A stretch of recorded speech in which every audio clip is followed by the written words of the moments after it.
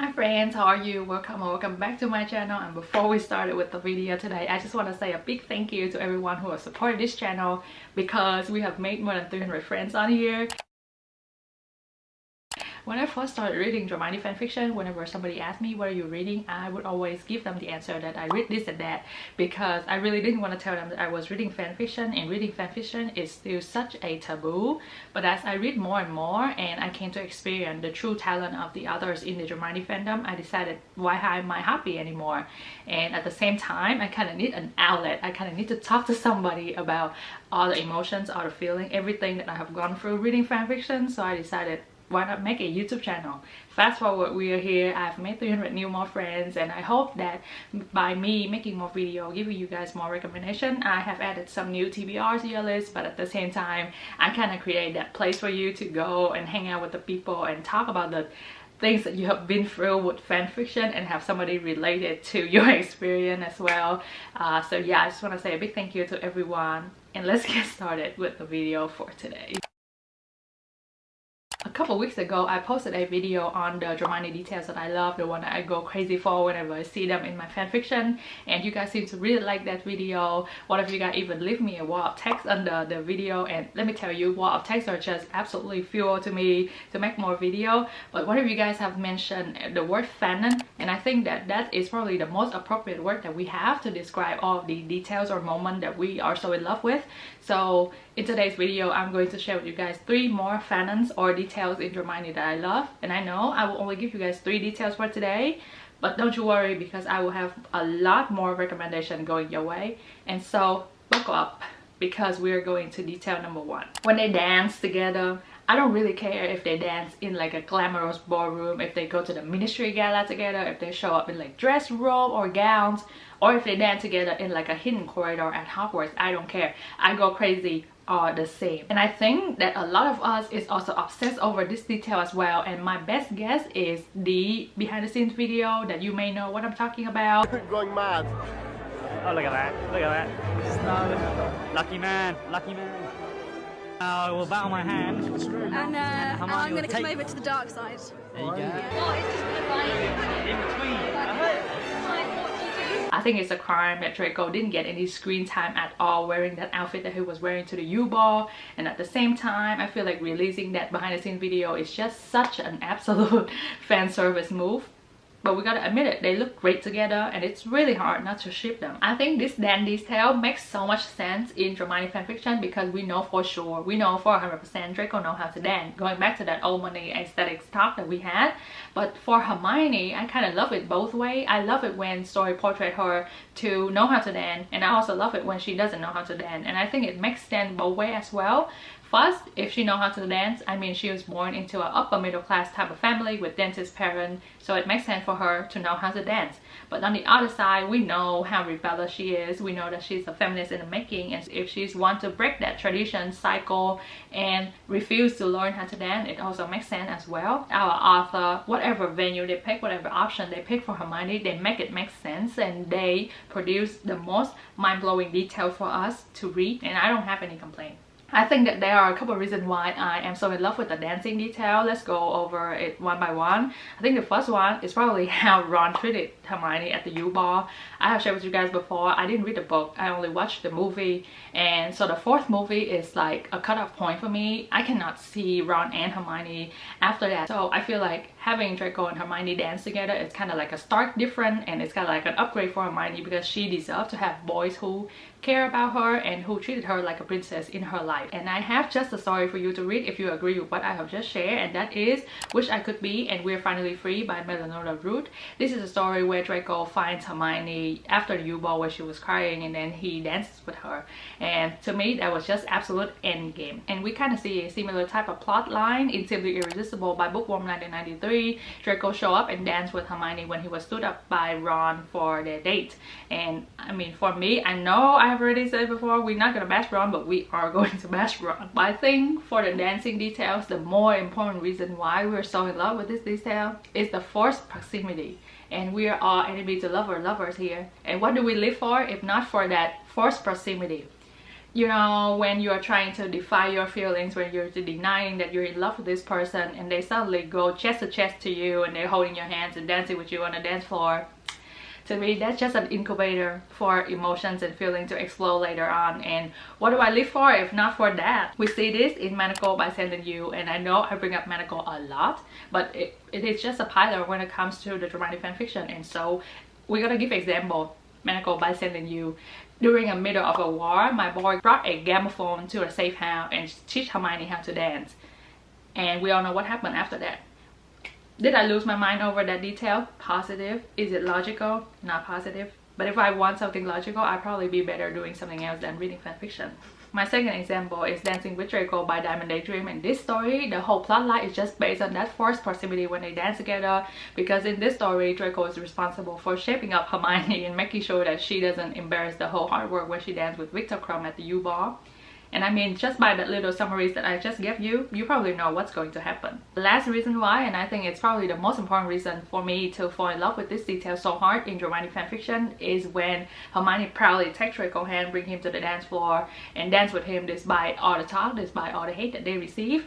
And we all know that Draco is very ashamed of his past, of what he has done, and he's always very afraid of tainting Hermione's reputation, and so he avoids being seen with her, you know, on the dance floor in such an important atmosphere.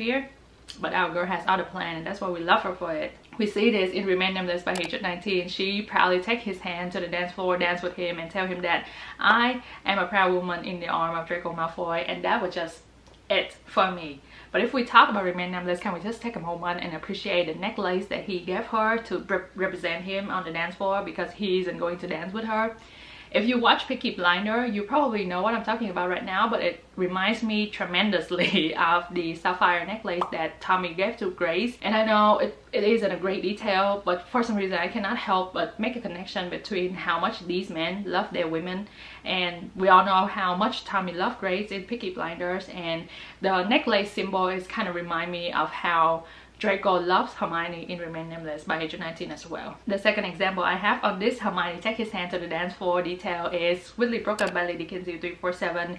And if you have read this story, you know how much their happiness is hard fought and hard earned. And so the detail with her coming to him, bring him to the dance floor, is just a cherry on top of that happy ending for me, and it's probably one of the details that I would cherish forever with Sweetly Broken by Lady Kinsey 347. And now let's talk about a recommendation. For today's video, I will compile everything that I have shared, example and recommendation in this list. We have Simply Irresistible by Bookworm 1993, Dancing with Draco by Diamond Daydream, Manako by Sending You, Remain Nameless by Hatred 19, Sweetly Broken by Lady Kinsey 347, Take My Hand, Wreck My Plan by Another Lonely Writer, More Than One Way to Win by Scully Murphy, and Wish I Could Be and We're Finally Free by Melanola Root.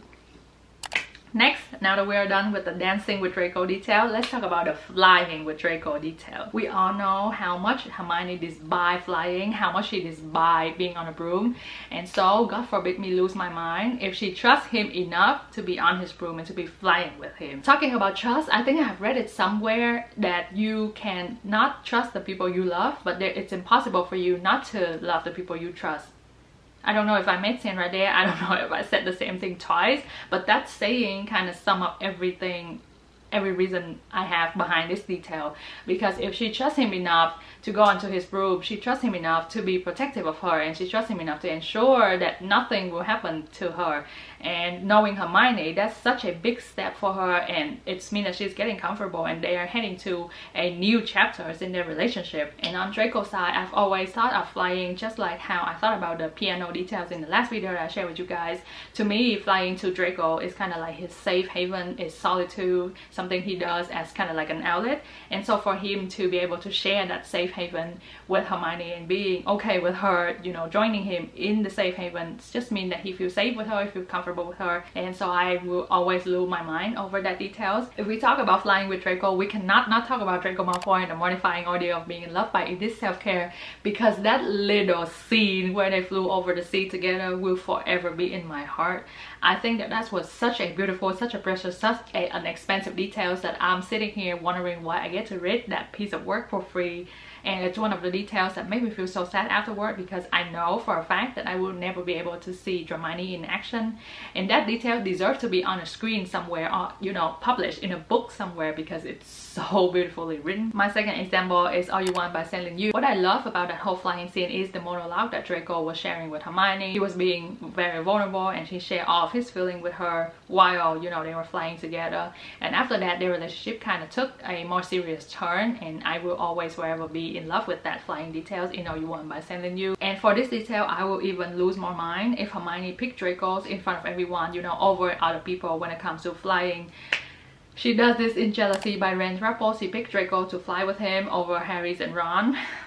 And I mean, in order for her to get to that level, trusting Draco more than she trusts the boy who she grew up with, that is more of a statement than any statement that she can release. And so for me, that's just it. I think the last reason why I'm probably so in love with this story is personally. I am very in love with car rides with my boyfriend, and you know, just wandering around, hanging out with my friends on bicycle, because I'm from Vietnam.